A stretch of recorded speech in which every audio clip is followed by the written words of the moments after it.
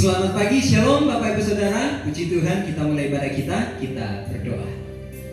Bapa, terima kasih Tuhan Yesus buat kuasa-Mu yang terus Engkau curahkan dalam kehidupan kami. Mari kuduskan kami, untuk kami mengatur tubuh, roh, dan jiwa kami di hadapan Tuhan. Untuk kami boleh berjumpa pribadi dengan Tuhan. Untuk kami boleh mengalami kuasa surgawi di rumah kami masing-masing. Terima kasih Bapa di surga. Dalam nama Tuhan Yesus kami doa bahwa kerajaan-Mu yang datang kehendak-Mu jadi. Setiap manifestasi kuasa kegelapan apapun bentuknya, dari manapun datangnya, tidak berkuasa di antara kami. Dalam nama Tuhan Yesus Kristus. Haleluya. Haleluya. Amin. Yakin Kau hadir di sini, ku rasakan kuasa yang tak terbatas. Ku yakin Kau nyata di sini, kemenangan terjadi di sini.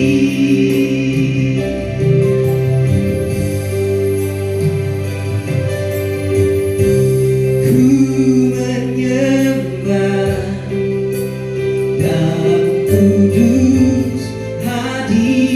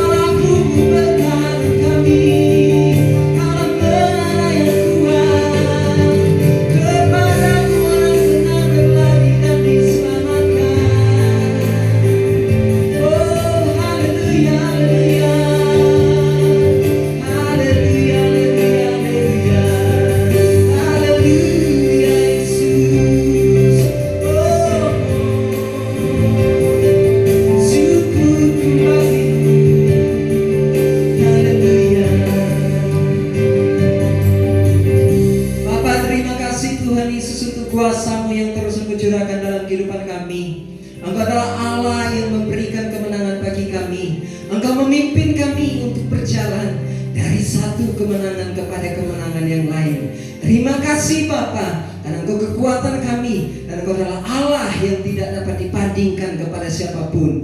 Di dalam nama Tuhan Yesus Kristus. Haleluya. Amin.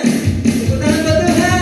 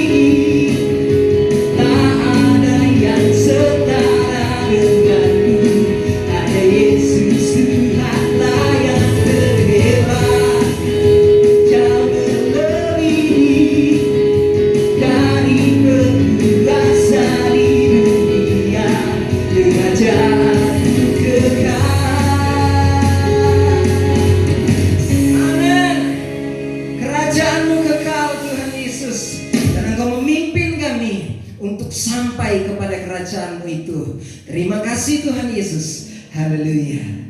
Amin.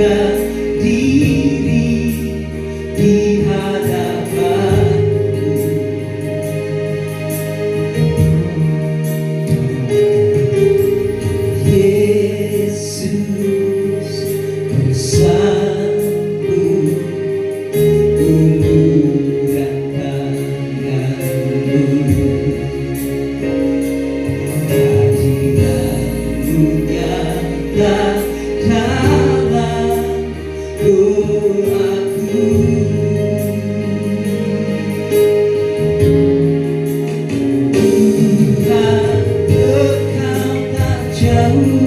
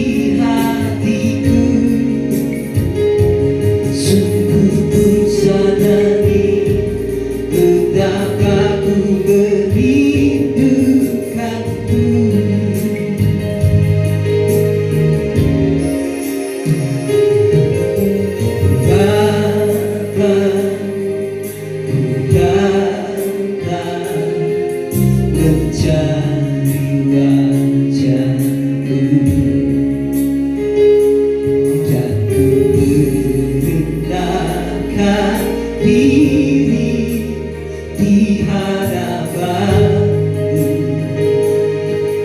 Yesus, oh Yesus, ku sanggup undurkan tanganmu, hadiratmu nyata dalam doaku.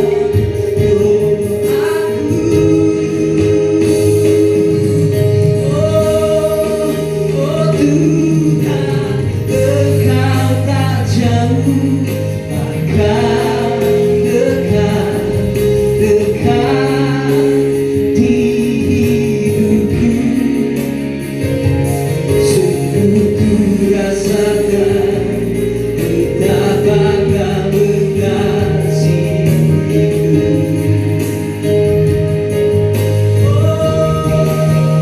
Tuhan, Engkau tak jauh, bahkan dekat di hatiku. Sungguh ku sadari betapa ku merindukan.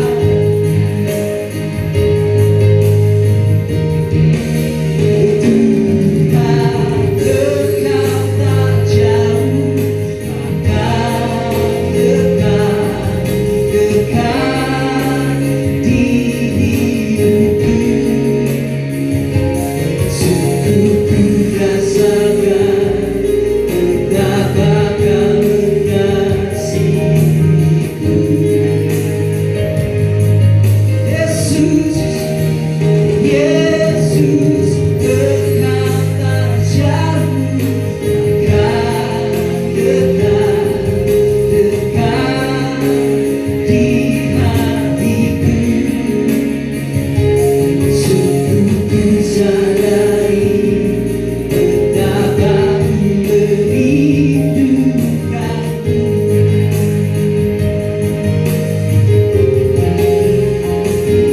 Sungguh ku sadari betapa ku merindukanmu. Haleluya. Shalom Bapak Ibu Saudara yang terkasih dalam nama Tuhan Yesus. Kembali kita akan merenungkan firman Tuhan. Tetapi seperti biasa kita harus memulainya di dalam doa agar Tuhan terus memberikan hikmat kepada kita. Kita berdoa. Bapa di surga, terima kasih Tuhan atas segala kasih setia dan anugerah-Mu. Pada saat ini kami akan merenungkan firman-Mu. Urapi hamba-Mu dan jamah setiap kami. Urapi hamba-Mu dengan roh wahyu dan hikmat. Urapi hamba-Mu dengan kuasa dan otoritas, agar hamba-Mu dapat menyampaikan firman ini dengan kata-kata yang sederhana tetapi penuh dengan kuasa. Firman yang meneguhkan, firman yang menguatkan, firman yang melengkapi dan membuat kami kokoh, sehingga setiap kami dapat bertumbuh dewasa ke arah pribadi-Mu sendiri, Tuhan Yesus Kristus sebagai Sang Kepala Gereja. Di dalam nama Bapa dan Putra dan Roh Kudus, dalam nama Tuhan Yesus Kristus. Haleluya. Amin. Renungan kita pada saat ini saya ambil dari Wahyu pasal 19 ayat yang ke-16. Demikianlah firman Tuhan. Dan pada jubahnya dan pahanya tertulis suatu nama, yaitu Raja segala raja dan Tuan di atas segala tuan. Saudara yang terkasih dalam nama Tuhan Yesus, judul renungan kita pada saat ini, pahanya tertulis Raja segala raja dan Tuan di atas segala tuan. Minggu lalu kita telah merenungkan bahwa ketika Yesus di kayu salib, tidak ada tulang satupun yang patah, termasuk tulang kakinya. Dan kita sudah belajar tentang makna rohani, mengapa tulang kaki Yesus atau tulang paha Yesus tidak patah, karena memang korban Paskah tidak boleh ada yang patah tulangnya. Bahkan paha adalah sebuah korban keselamatan. Maka ketika Yesus pahanya atau kakinya atau tulangnya tidak ada yang patah, melambangkan bahwa korban keselamatan itu adalah membawa kemenangan. Seperti saudara Ehud ketika dia berperang. Paha yang tidak patah melambangkan kekuatan, seperti cerita dari Yakub. Kemudian paha yang atau pangkal paha melambangkan sebuah kesetiaan, sumpah, seperti Abraham dan hambanya yang meletakkan tangannya di pangkal paha. Artinya bahwa ketika Tuhan berfirman tidak akan diingkari. Dan yang keempat, mengapa pangkal paha Yesus atau tulang Yesus tidak patah? Karena memang domba Paskah, korban keselamatan, tidak boleh cacat, sehingga Yesus sebagai korban Paskah tidak boleh cacat. Tetapi di sini juga ada sesuatu yang menarik. Bagaimana Rasul Yohanes melihat pada jubah Yesus dan paha Yesus tertulis suatu nama, yaitu Raja segala raja dan Tuhan di atas segala Tuhan. Kita ingat saudara di dalam Lukas pasal 23 ayat yang ke-42, sebuah pembicaraan yang terjadi di atas kayu salib, di mana seorang penjahat mengucapkan sebuah kalimat kepada Yesus. Lalu ia berkata, "Yesus, ingatlah akan aku apabila engkau datang sebagai Raja." Luar biasa saudara. Mengapa penjahat itu diselamatkan? Karena dia mengaku bahwa Yesus adalah Raja dari segala raja, Tuhan dari segala Tuhan. Apa makna paha Yesus tertulis Raja di atas segala raja dan Tuhan di atas segala Tuhan? Yang pertama saudara, di dalam Yesaya pasal yang ke-9 ayat yang ke-6 sampai ayat yang ke-7 dikatakan, sebab seorang anak telah lahir untuk kita, seorang putra telah diberikan untuk kita, lambang pemerintahan ada di atas bahunya, dan namanya disebutkan orang Penasihat Ajaib, Allah yang perkasa, Bapa yang kekal, Raja damai. Besar kekuasaannya dan damai sejahtera tidak akan berkesudahan di atas tahta Daud dan di dalam kerajaannya, karena ia mendasarkan dan mengokohkannya dengan keadilan dan kebenaran dari sekarang sampai selama-lamanya. Kecemburuan Tuhan semesta alam akan melakukan hal ini. Seorang raja tidak dipilih untuk berkuasa. Sekali lagi, seorang raja tidak dipilih, tetapi seorang raja menjadi raja karena apa? Karena hak kelahirannya.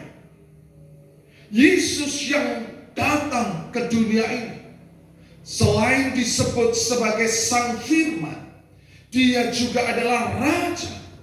Dia tidak pernah saudara menyuruh orang untuk memilih dia sebagai raja, tetapi ada banyak ayat yang menyatakan dan mengakui, orang-orang yang hidup pada saat itu mengakui bahwa Yesus adalah Raja. Dan kerajaannya bukan hanya di bumi ini saja, tetapi kerajaannya sampai kepada kekekalan.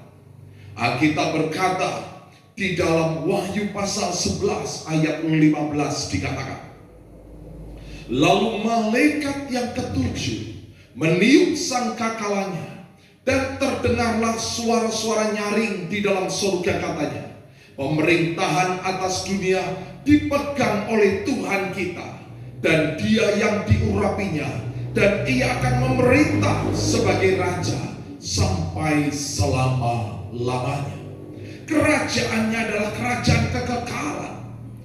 Kita melihat saudara, selama Yesus melayani, Yesus berulang-ulang berbicara tentang kerajaan Allah. Menjelang kematiannya, dia berbicara tentang kerajaan Allah. Setelah dia bangkit, dia pun berbicara tentang kerajaan Allah. Saudara yang terkasih dalam nama Tuhan Yesus, ketika murid-muridnya dengan semangat, terkhususnya murid-murid yang tergabung di dalam faksi Zelot, mereka ingin Yesus mendirikan kerajaan di bumi. Tetapi justru Yesus berkata, kerajaannya di dalam kekekalan. Maka saudara yang terkasih dalam nama Tuhan Yesus, kita akan memerintah bersama Yesus. Ketika kita menerima Yesus secara pribadi di dalam hati kita, jadikanlah Yesus Raja. Jadikanlah Yesus sebagai pusat penyembahan dalam kehidupan saudara dan saya. Yang kedua, apa yang dapat kita pelajari? Di dalam Wahyu pasal 17 ayat yang ke-14 dikatakan, mereka akan berperang melawan anak domba, tetapi anak domba akan mengalahkan mereka, karena ia adalah Tuhan di atas segala tuan dan Raja di atas segala raja. Mereka bersama-sama dengan dia juga akan menang, yaitu mereka yang terpanggil, yang telah dipilih, dan yang setia. Seorang raja memilih siapa yang akan menjadi warga kerajaannya. Sekali lagi, seorang raja memilih siapa yang akan menjadi warga kerajaannya. Siapakah orang-orang yang akan menjadi warga kerajaannya? Tentunya yang pertama yang terpanggil, yang kedua yang terpilih, dan yang ketiga yang setia. Makanya ada sebuah ungkapan, banyak yang terpanggil, sedikit yang dipilih, dan lebih sedikit yang setia. Bahkan ketika Yesus berbicara dengan Nikodemus, Yesus berkata, saudara, siapa yang tidak dilahirkan dari air dan roh, dia tidak akan melihat kerajaan Allah. Jangankan masuk, melihat saja tidak. Banyak yang terpanggil, tetapi yang lahir dari air dan roh tidak sebanyak yang terpanggil. Dari semua yang lahir dari air dan roh, dilahirkan kembali, sedikit sekali yang setia. Maka Rasul Paulus berkata, biarlah kita menjadi orang-orang yang setia, berlari mengarahkan pandangan kita kepada tujuan kita. Raja kita akan memberikan mahkota dalam kehidupan kita, mahkota kehidupan, mahkota kesetiaan, mahkota kemenangan, mahkota abadi dalam kehidupan kita. Yang ketiga, saudara,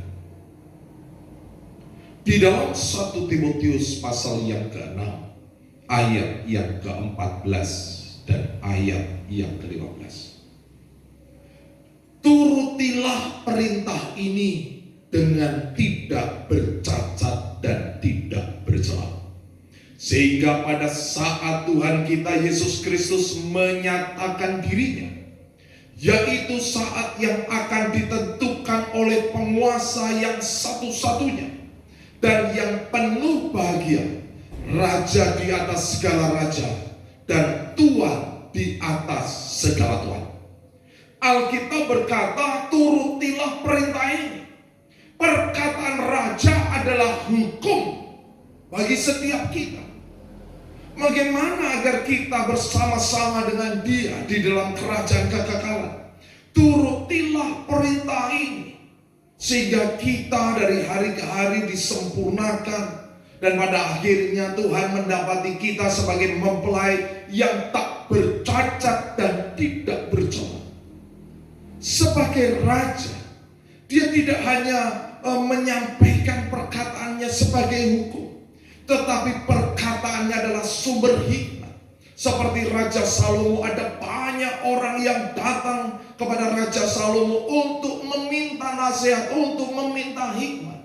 Demikian juga Yesus Kristus. Dia adalah penasehat yang ajaib. Alkitab juga berkata dalam Daniel pasal yang kedua, ayat yang ke-47. Daniel pasal 2 ayat 47.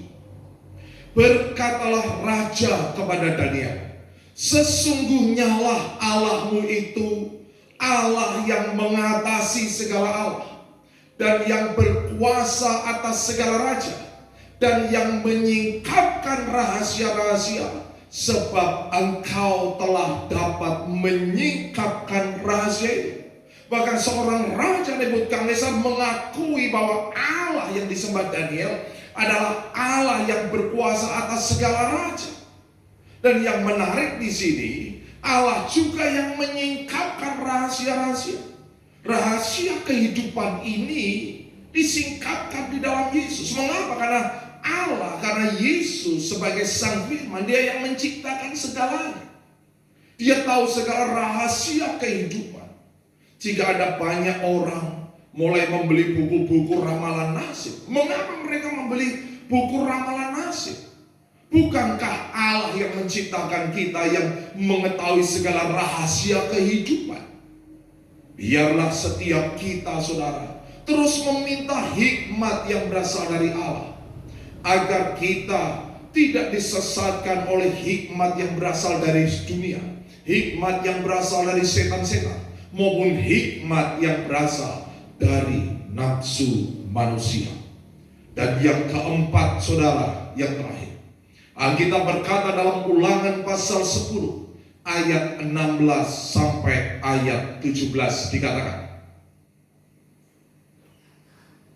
sebab itu sunatlah hatimu dan janganlah lagi kamu tegar tengkuk, sebab Tuhan Allahmu lah Allah segala Allah dan Tuhan segala Tuhan, Allah yang besar, kuat dan dahsyat, yang tidak memandang bulu ataupun menerima suap. Paha sang anak domba tertulis raja atas segala raja, Tuhan dari segala Tuhan. Artinya otoritas sang anak domba sebagai raja adalah mutlak. Dia tidak memandang bulu. Di dalam kasih Tuhan penuh dengan ketegasan, dan di dalam ketegasannya penuh dengan kasih. Saudara, firman Tuhan sungguhlah kaya. Jika kemarin kembali kita telah belajar mengapa pangkal paha Yesus tidak dipatahkan. Karena di situ melambangkan kemenangan, melambangkan kekuatan, melambangkan kesetiaan dalam sumpah, dan sebagai korban Paskah, sang anak domba yaitu Yesus Kristus tidak bercela. Maka di dalam kekekalan pun di paha itu juga tertulis Raja dari segala raja, Tuhan dari segala Tuhan, di mana Dia adalah Raja. Bahkan ketika dunia belum diciptakan, Dia pun adalah Raja. Saudara yang terkasih dalam nama Tuhan Yesus, biarlah pandangan kita arahkan kepada kekekalan. Suatu hari nanti kita bersama dengan orang-orang kudus, umat-umat percaya, berkumpul dengan Sang Mempelai, menyembah Raja di atas segala raja. Haleluya. Amin. Kita naikkan pujian. Bapakku datang mencari wajah.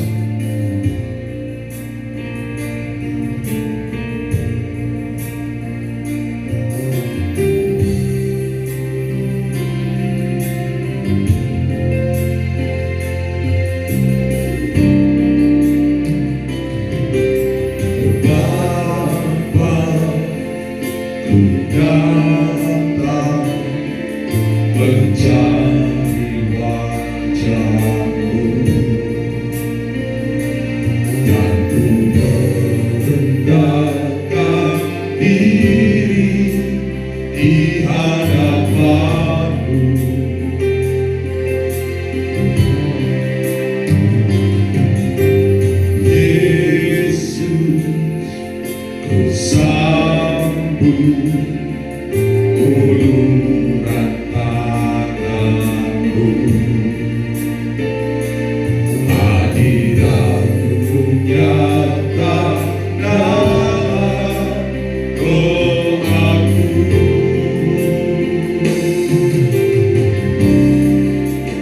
Tuhan, Engkau tak jauh, akan dekat hidupku. Sungguh ku rasakan betapa Kau mengasihiku.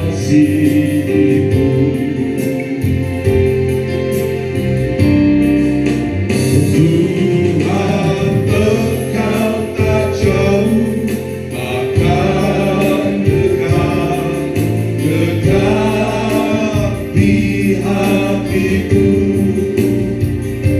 Sungguh ku sadari betapa ku merindukanmu.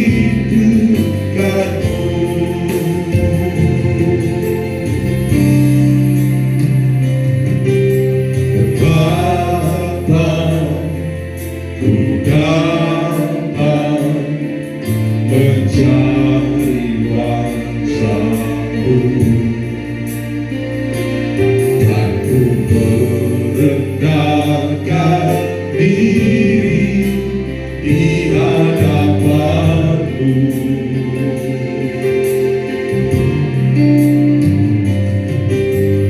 Yesus, ku sambut uluran tanganmu,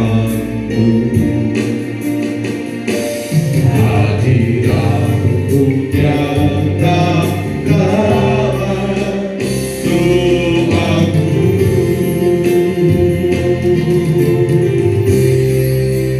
Tuhan, Engkau tak jauh, akan dekat hidupku.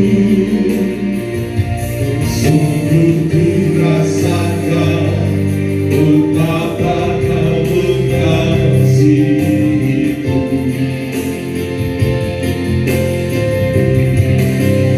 Tuhan, Engkau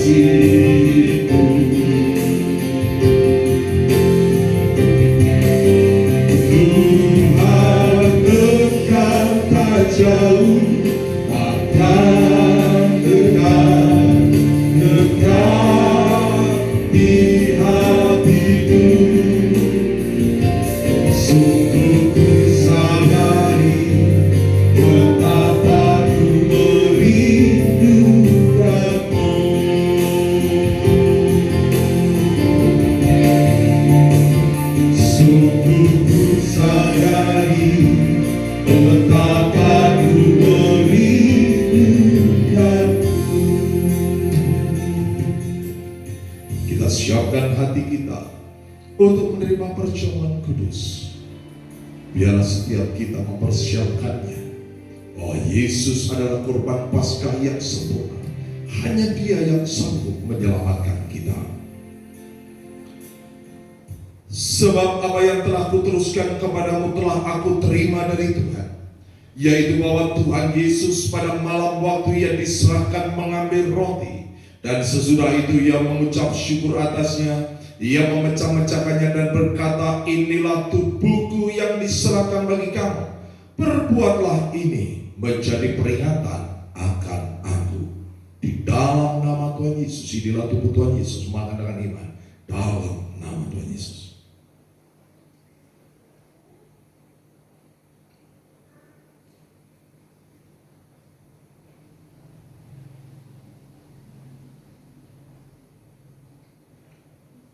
Demikian juga Ia mengambil cawan sesudah makan lalu berkata, cawan ini adalah perjanjian baru yang dimeteraikan oleh darahku. Perbuatlah ini setiap kali kamu meminumnya menjadi peringatan akan aku. Sebab setiap kali kamu makan roti ini dan minum cawan ini, kamu memberitakan kematian Tuhan sampai Ia datang. Di dalam nama Tuhan Yesus, inilah darah Tuhan Yesus. Minum dengan iman dalam nama Tuhan Yesus.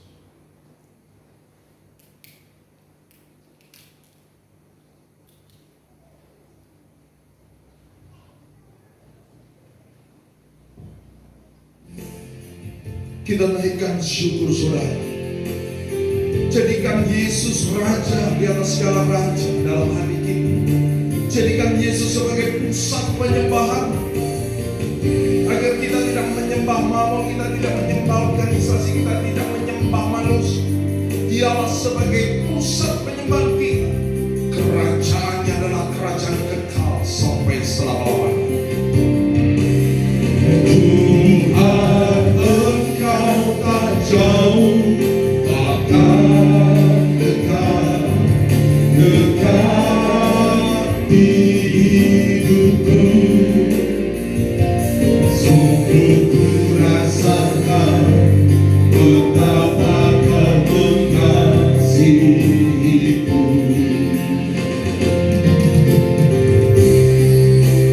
Tuhan, Engkau tak jauh, bahkan dekat di hatiku. Sungguh ku sadari betapa ku merindukanmu. Sekali lagi katakan, Tuhan, Engkau tak jauh, bahkan dekat di hidupku. Sungguh ku rasakan betapa Kau mengasihiku.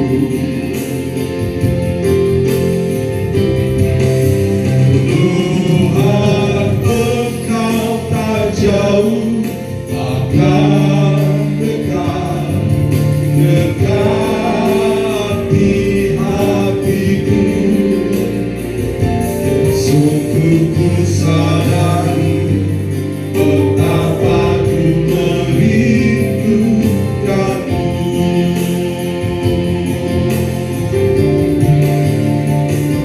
Sungguh ku sadari betapa ku merindukanmu. Benar Tuhan, seperti kerinduan seorang penjahat ketika dia berkata, Yesus, ingatlah aku jika Engkau datang sebagai Raja.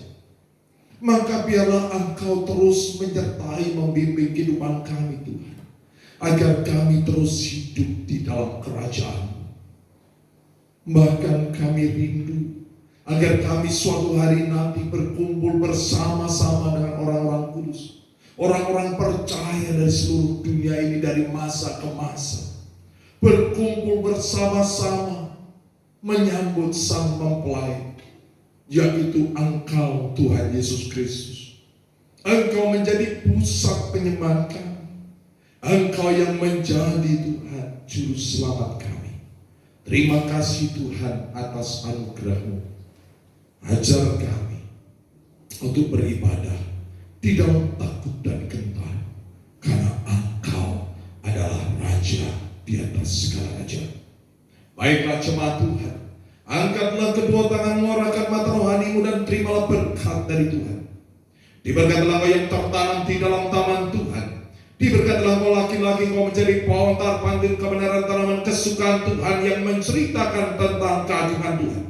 Diberkatilah kau para wanita, engkau menjadi pohon anggur yang manis dan lebat yang tak pernah mengalami kekeringan sekalipun pada musim kemarau. Pakaianmu adalah kekuatan dan kehormatan, dan engkau akan tertawa tentang hari depan.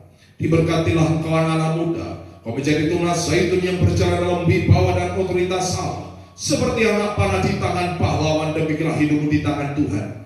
Tuhan Yesus datang untuk memberi hidup-hidup dalam kelimpahan. Maka engkau bersama anak cucumu tidak minta-minta roti, engkau bersama anak cucumu mewarisi bumi.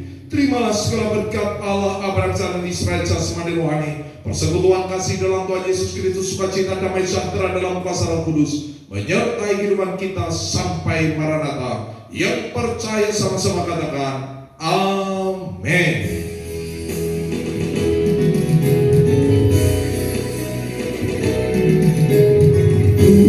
Bersyukur padamu,